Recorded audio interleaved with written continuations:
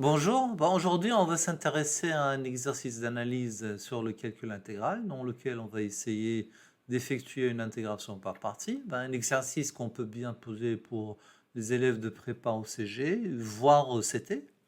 Donc calculer l'intégrale suivante, i de alpha égale à l'intégrale de 1 à e, x puissance alpha ln de x dx avec alpha dans R. Donc comme j'ai dit, on va penser à une intégration par partie. Alors, quelle quantité on va intégrer, quelle quantité on va dériver. Donc, il est judicieux quand même de penser à dériver ln de x et d'intégrer x puissance alpha plutôt que de faire l'inverse. Rappelons qu'une intégration par partie, ça sert en fait à transformer une intégrale en une autre intégrale qui est censée être plus facile à calculer. Donc, intégrant par partie en choisissant de dériver le logarithme, une primitive de u' de x égale à x puissance alpha et u de x égale à x puissance alpha plus 1 sur alpha plus 1. Attention, si alpha est différent de moins 1. Parce que si alpha égale à moins 1, x puissance alpha, ça devient 1 sur x. Et la primitive, c'est plutôt ln de x.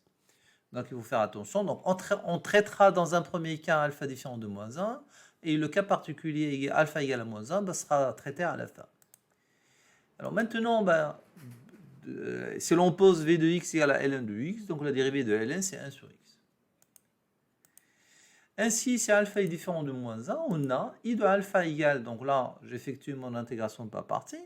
Donc j'avais au départ l'intégrale de u' fois v, donc ça donne uv entre 1 et e, donc x puissance alpha plus 1 sur alpha plus 1 que multiplié ln de x entre 1 et e, moins l'intégrale de 1 à e de u fois v'.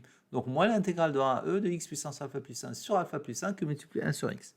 Alors le 1 sur alpha plus 1 étant une constante, je peux le faire sortir de l'intégrale, c'est la propriété de la linéarité de l'intégrale. Et donc, i de alpha, ça, c'est égal. Alors, la valeur entre crochet en e, ça donne e puissance alpha plus 1 sur alpha plus 1, parce que ln de e, c'est 1. Et la valeur en 1, c'est 0, puisque ln de 1 égale à 0. Donc, ça donne e puissance alpha plus 1 sur alpha plus 1, moins 1 sur alpha plus 1. L'intégrale de 1 à e, et x puissance alpha plus 1 sur x, on simplifie par x, ça donne x puissance alpha dx.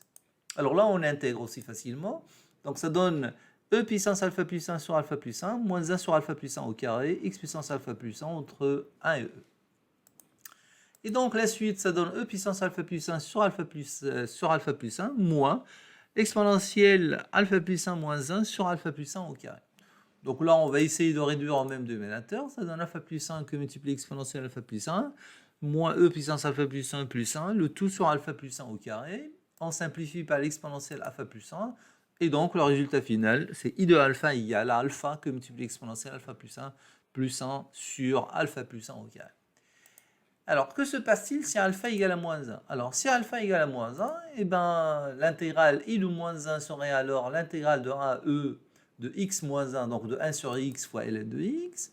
Et donc là, on reconnaît la quantité ln de x que multiplie ln' de x. Dans une primitive, c'est ln carré de x sur 2 entre 1 et e. Donc la valeur en 1 est nulle.